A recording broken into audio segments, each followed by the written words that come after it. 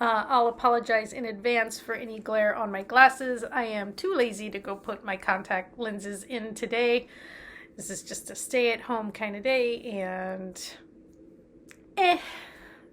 Anyway, I wanted to do a quick mid-year reading check-in. I'm not doing the freak out tag because a lot of those questions don't really work for me or appeal to me. So I'm just going to give some stats, talk about what my favorite book, well, my highest ranked book, which I assume is also my favorite book that I've read this year, is.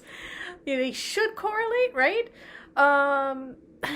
Although, I don't know. Let me know in the comments if you think you can have a book that's a favorite that you would still not rank quite as high as another book for various reasons. Maybe another book is technically better written or somehow better, but you still like something that's rated a little less more. In any case, if you see me looking off to one side, it's because I'm looking at my notes.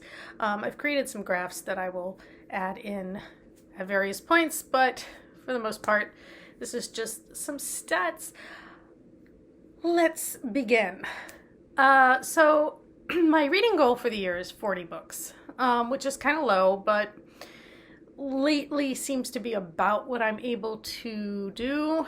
At the height of my reading, I was reading more like 85 books a year-ish, but it seems to be going down, probably because I'm writing more, which is a good thing in my mind, but maybe not. I don't know. I'm still questioning how much more writing I have in me, and that's a whole other topic about whether or not it's worth it to be a writer anymore these days. Writing should be its own reward, maybe. But anyway, my goal is 40 books. I've read, at the end of June, I had read 21, so I'm pretty much right on target. I'm at like 52.5% of my reading goal, so I'm a little bit ahead, but that won't necessarily last long. Like, I'm ahead by one book, right? Like 40, 20, I read 21. In any case, the shortest book I read was Brokeback Mountain, which was only 55 pages long. I mean, it was a book. It was bound like a book, although really it's probably more like a short story. I think maybe it was originally part of a collection, and then when it became popular and became a movie and things, it got its own edition. I'm not sure of that, but I'm not also sure why a publisher would go to the process of printing and binding something that's so short, unless there was a market specifically for that story. The longest book I've read was Surrender by Bono. That was 560 pages. Now, a note about the way I do page count. If I'm physically reading the book, like a physical copy, I actually only count to where the text ends. I don't count pages that have end notes and things like that. If I am reading an ebook, however, I just go with the page count that's on Goodreads or Amazon or whatever, because I don't necessarily know how many pages there are to that book, since different font settings on your e-reader device can change how many pages might be in the book. So I just take Goodreads' word for it. So I think Surrender might technically have more than 560 pages, but there were 560 pages of text to the book, not counting endnotes and other things. So yeah, it was a chonky book. It was, though, still a pretty quick read because of the way it was broken up into sort of vignettes. But anyway, I have read from January 1st through the end of June, 6,795 pages, which makes an average of about 324 pages per book. Obviously, that's not entirely true because I've read manga which are shorter. Brokeback Mountain, which was very short, and then I've read some chunkier books, but 324 on average.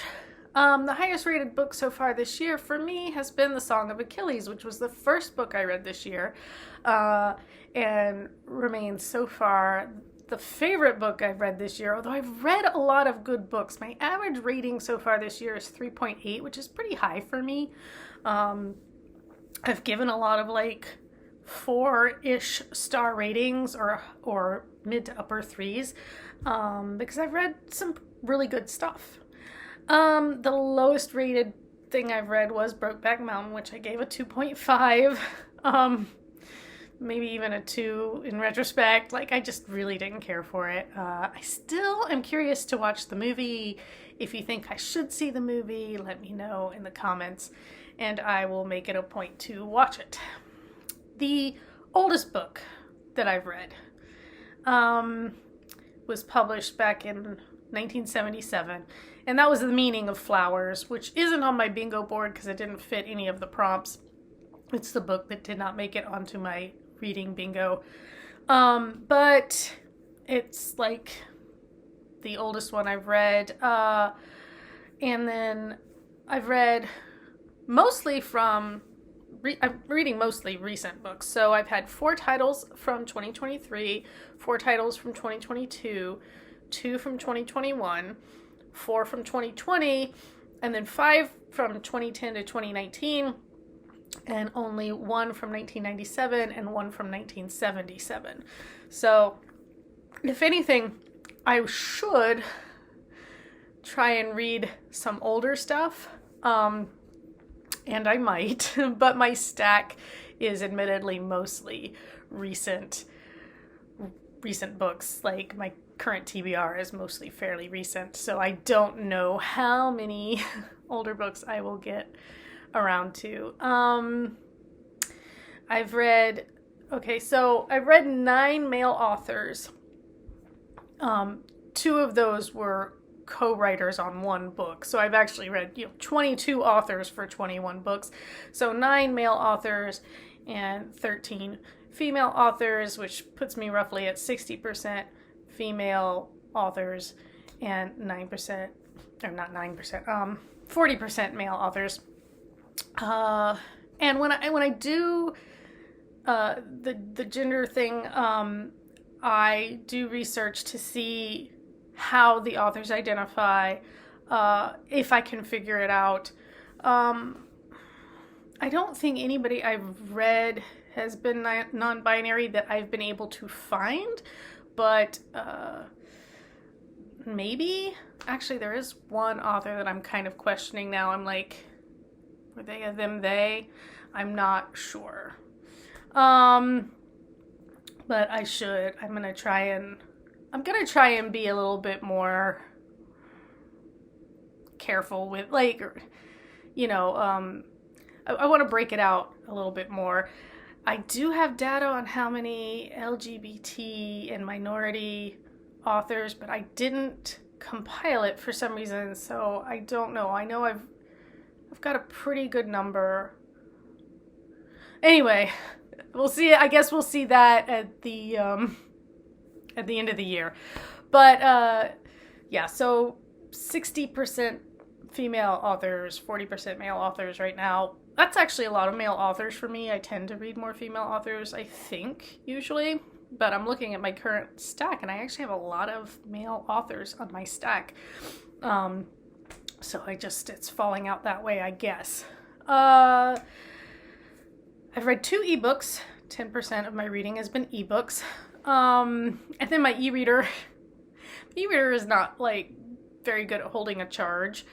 So I don't know what's going on with it, but I haven't been using it. So I've read 11 hardback books, 52% of my reading, and then 8 paperbacks, which is about 38%. I've read 3 middle grade books, 14% of my reading has been middle grade. one YA, which is, again, weird for me. I usually read more YA than that. And the YA that I read, which was Starseer, by Katya Hernandez, which was really good, but it felt like young YA or upper middle grade to me. And I talked a little bit about that in the video, about that book where the main character is 15 and a little naive.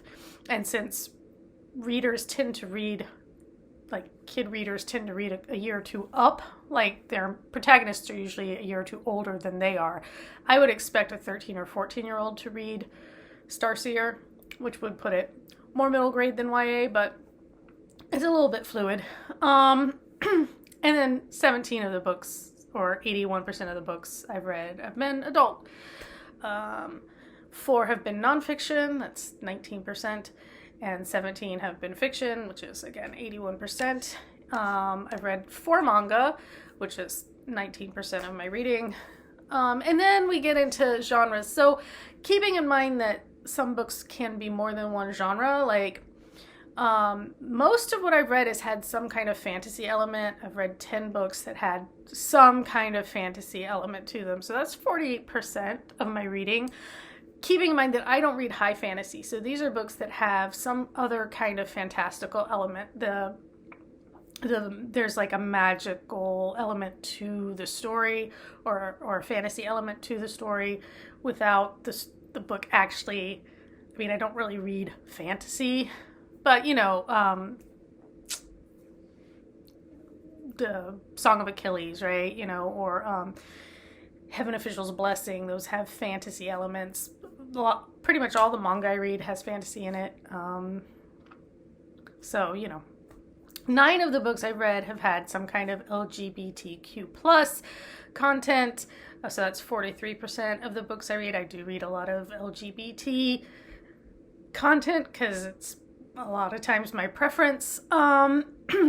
6 of the books have had some kind of ghost or paranormal element, haunted houses, ghosts, the supernatural on that level, which, again, has a lot of crossover with fantasy, but I count ghosts and paranormal as slightly different. But that's 29% of my reading has had some kind of ghost paranormal element. 5 of the books I've read, 24%, have been historical fiction of some kind, and 4, or 19%, have had some kind of mythological element. They're tied to, like, myth in some way. I think that was like The Sun and the Star, Song of Achilles, Tower of Nero, and Heaven Official's Blessing. I think those are all the ones that I'm thinking of that had some kind of mythological thread to them. So yeah, so that's where I am with my reading so far, like mid-year. I guess Song of Achilles is still the favorite thing I've read, but I've read just so many good things that I feel bad saying that, because even though it's the thing I've given the highest rate to, there are a lot of books that have come close and that will stick with me just as much, I think. So yeah, I've been fortunate in what I've picked up this year. Right now I am back to reading haunted house books. I'm reading The Spite House and Devil House at the same time. Two-fisting my haunted house books at the moment. And I'm enjoying them both in very different ways. So, that's fun. And yeah, so let me know what you think of any of these, whether I should go ahead and watch Brokeback Mountain or not bother. Is there other stuff I should be reading? Good LGBTQ books. I haven't read like a lot of romance this year. Last year I was doing several of the romances, and I think I've only read like one flat out mystery novel this year. I have some mysteries in my stack here that I will get to at some point. I don't know if I'll get to any of these this year. I keep going to the library and picking up stuff, and I need to read the stuff I have here at home, but the curse of a reader, I guess. Anyway, yes, that's it. That is my summation of reading thus far, and yeah, I've been really fortunate that I've read a lot of good stuff, and hopefully the second half of the year continues that trend and I continue to read really good books. And anyway, if you are in the US and celebrating Independence Day, have fun with that. It's not my favorite holiday for a variety of reasons. But, and if you're just somewhere else in the world, enjoy your peace and quiet. I wish I were there. And I'll talk to you when I talk to you next time I finish a book, or I was thinking about doing a video on my favorite tarot card decks. If anybody's interested in that, let me know that, because I have a lot of them.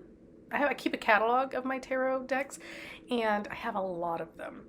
And if you have any interest in those, I'd love to hear about it. Okay, really, I'm done now. Take care.